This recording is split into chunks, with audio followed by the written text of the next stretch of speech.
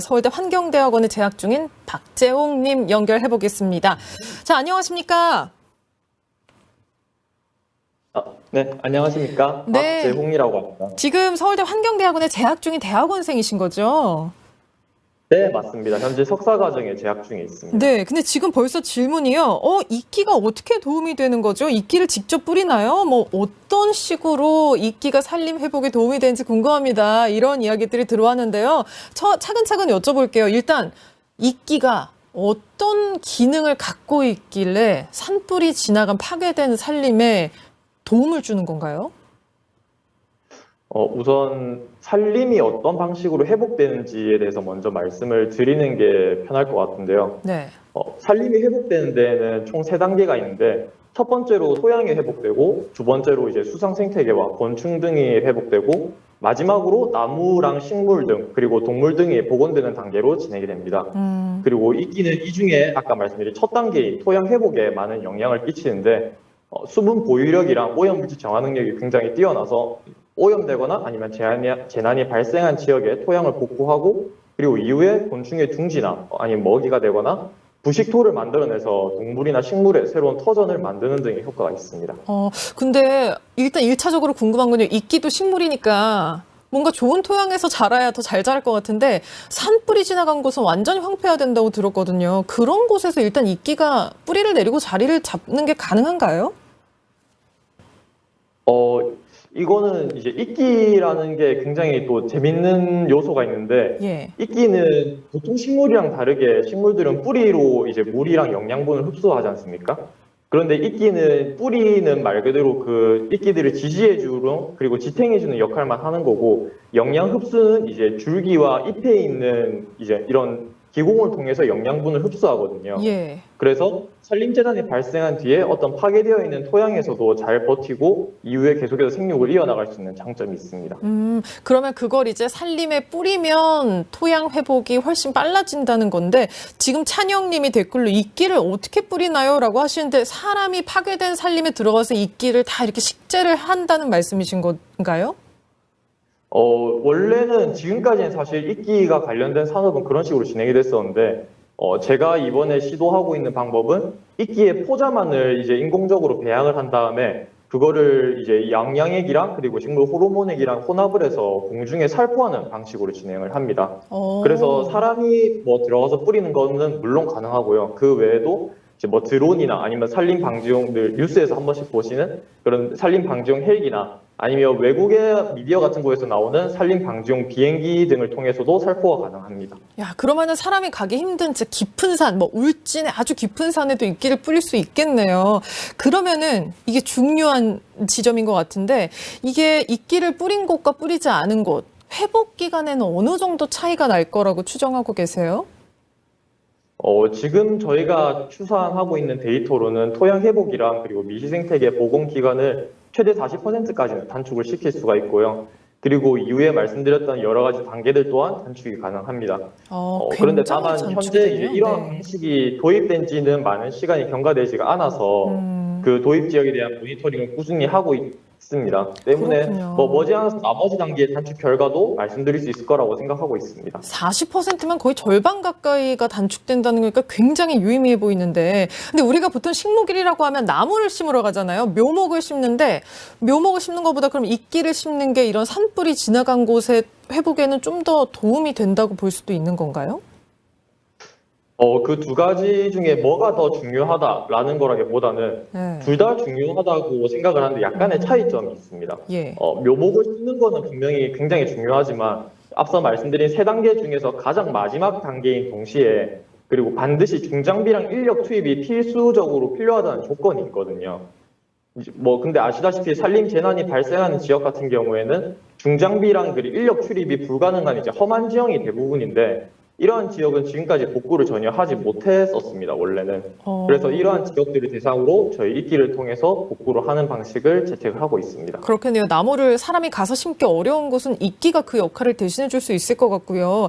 그리고 지금 보니까 사실 산불이 지나고 나서 강원도 지역의 초미세먼지가 굉장히 늘었다고 하던데, 이끼가 그런 부분에서도 도움을 좀 줄 수 있다고 들었거든요. 그거는 어떤 원리로 가능한 건가요? 이거는 실제로 해외에서는 많이 도입된 사례가 많고요. 국내에서도 이제 재작년부터 계속해서 도입을 해오고 있는데, 이끼는 이제 일반적인 우리가 나무라고 하죠. 화렵수에 비해서 연면적 지수라는 입이 얼마나 넓느냐가 일반적인 화렵수에 비해서 30배 이상 높아서 공기 중에 있는 이산화탄소와 그리고 미세먼지를 정화하는 기능이 굉장히 뛰어나거든요. 야, 그래요? 이거를 좀 더 구체적으로 말씀을 드리자면 한 12제곱미터 정도의 이끼 벽이 있으면 1년에 한 240톤 정도의 이산화탄소 저감 기능이 있어서 해외에서 실제로 이러한 기능을 위해서 많이 사용을 하고 있고요. 저희도 이러한 특성을 사용해서 산림 재난 발생 후에 있는 이제 PM2.5 이하의 초미세먼지나 토양 유실 등의 문제를 해결할 수 있을 거라 생각하고 있습니다. 아, 그렇군요. 이끼가 사실 어디에나 있지만 또 이런 기능이 있다는 건 많이들 모르신 것 같아요. 댓글 보니까. 아니, 지금 이끼라는 존재에 특히 관심을 갖게 된 계기가 있으세요? 계기라고 한다면 사실 이런 이끼는 저도 그랬다시피 늘 우리 주변에 있어서 사실 있는지 모르는 경우가 굉장히 많거든요. 맞아요. 그런데 이제 아까 이제 연구사님께서 말씀해 주셨다시피 지구상에 가장 먼저 등장한 식물이자 지금 먼 옛날 이제 성캄브리아 때 아직 환경이라는 게 없을 지구에 먼저 나타나서 지금의 우리가 누리고 살고 있는 환경을 만들어낸 최초의 식물이 이끼거든요. 그래서 그런 극한의 환경에서 살아남아서 지금까지 유지해오고 그리고 많은 환경을 만들어낸 그런 가능성이 있는 식물이라는 점을 한번 깨닫고 나니까 계속해서 연구를 했었고요.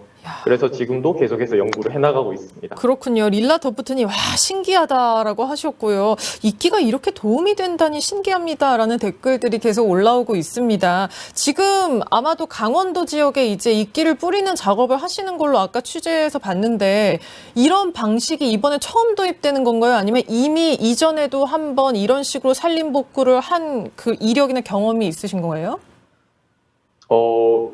제가 하고 있는 경우는 지금까지 이제 랩 스케일이라고 하죠. 이제 실험 단계의 작은 소규모만 복구를 했었는데요. 네. 이제 점점 그 규모가 커져서 이번에는 실제로 이제 경북의 울진 지역에 저희가 가서 그곳에 있는 그 이장님이랑 커뮤니케이션을 해서 실제로 복구를 시작을 했었고요. 그리고 지금도 계속해서 그거는 이제 그 경과를 계속해서 지켜보면서 점점 범위를 넓혀나갈 예정이고, 네. 전 세계적으로는 사실 이끼가 아시다시피 이제 뭐 선물용 인삼이나 홍삼의 그런 바닥재, 바닥에, 네. 포장재라든가, 아니면 이제 어르신들이나 아니면 아버지 또래께서 많이 하시는 그런 분재용 소나무에 밑에 까는 그런 깔개용으로밖에 안 들어갔었거든요. 네. 그래서 이런 식으로 환경적으로 어떻게 새롭게 이용하는 거는 저희가 첫 사례인 걸로 알고 있습니다. 그렇군요. 자, 지금 질문이 들어와서 여쭤보겠습니다. 찬영님, 아까 말씀하신 그런 화분에 있는 이끼를 산에 뿌려도 산림 토양에 도움이 되나요? 물어보셨는데 어떤 답 주시겠습니까?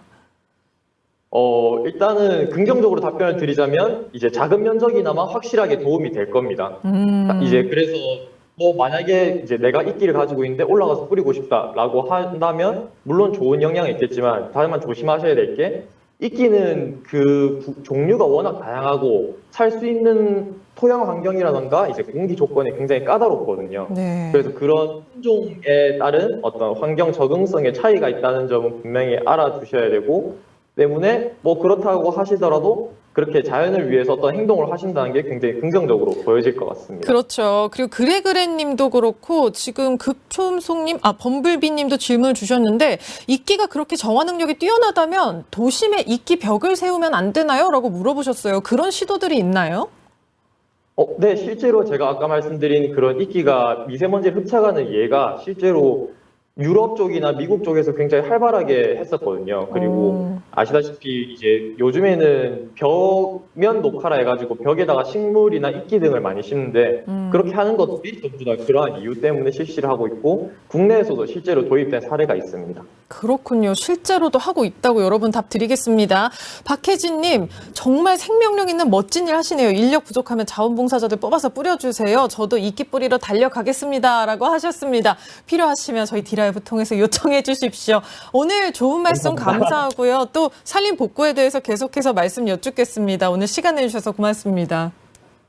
네, 좋은 질문 많이 해주셔서 감사했습니다. 네, 지금까지 서울대 환경대학원에 재학 중이면서 이끼를 활용해서 산림 복구를 하고 있는 박재웅님 만나봤습니다.